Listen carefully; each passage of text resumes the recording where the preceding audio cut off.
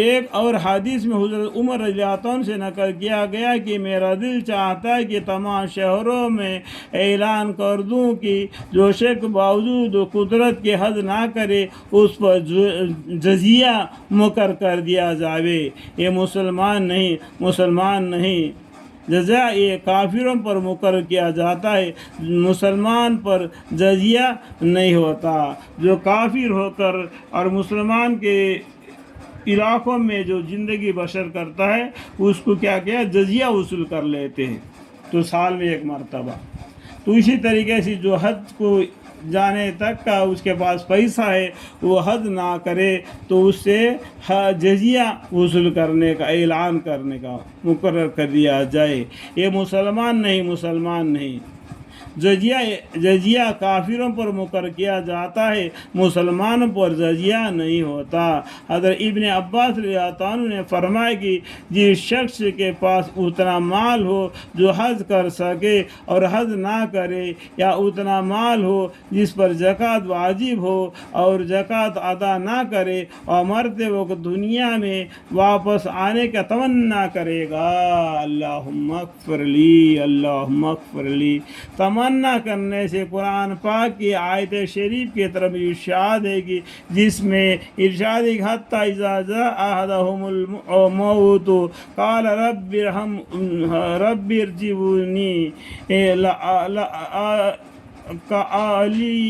لعلی اعمل صالحا فیہا ترکت کلا انتہا کلمۃ هو قائلها ومن ورائہم برزخ الی یوم یبعثون۔ ترجمہ: حتیٰ کہ جب ان میں سے کسی کو موت آنے لگتی ہے اس وقت کہتا ہے کہ اے میرے رب مجھ کو دنیا میں واپس کر دیجئے تاکہ میں جس مال و متاع کو چھوڑ آیا ہوں اس میں پھر نیک کام کروں۔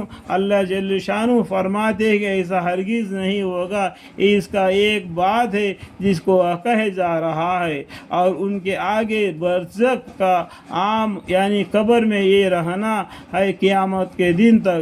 اس کو برزخ کا زندگی کہتے ہیں۔ حالت زندگی جی کر رہتا ہے وہ دنیاوی زندگی ہے، مرنے کے بعد قبر میں جاتا ہے وہ برزخ کی زندگی ہے۔ جب قیامت واقع ہوتا ہے حشر کے میدان ہوتا ہے، حشر کے میدان کے بعد میں حساب کتاب کے بعد جنت اور دوزخ کا فیصلہ ہو جاتا ہے۔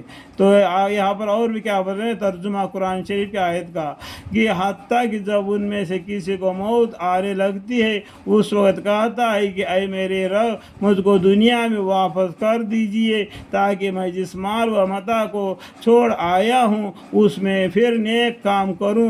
اللہ جل شانہ فرماتے ہیں ایسا ہرگز نہیں ہوگا، یہ اس کا ایک بات ہے جس کو کہا جا رہا ہے، اور ان کے آگے برزخ کا عالم یعنی قبر میں رہنا ہے قیامت کے تک کے لیے۔ جتنا عمر اس کو دیا ہے اس میں عمل کرنا چاہیے، جب عمر ختم ہو گیا تو ختم ہو گیا۔ ایک ہی مرتبہ زندگی ہے اور بار بار زندگی ہے۔ منہا خلقناکم وفیہا نعیدکم ومنہا نخرجکم تارۃ اخری۔ یعنی ہندو لوگ کہتے مرتا ہے ڈیتھ اینڈ لائف، لیکن اسلام قطع منع کرتا ہے اس بات کو، ایک ہی مرتبہ زندگی ہے، اس کے بعد میں حساب کتاب ہے اور جنت اور دوزخ کا فیصلہ ہے۔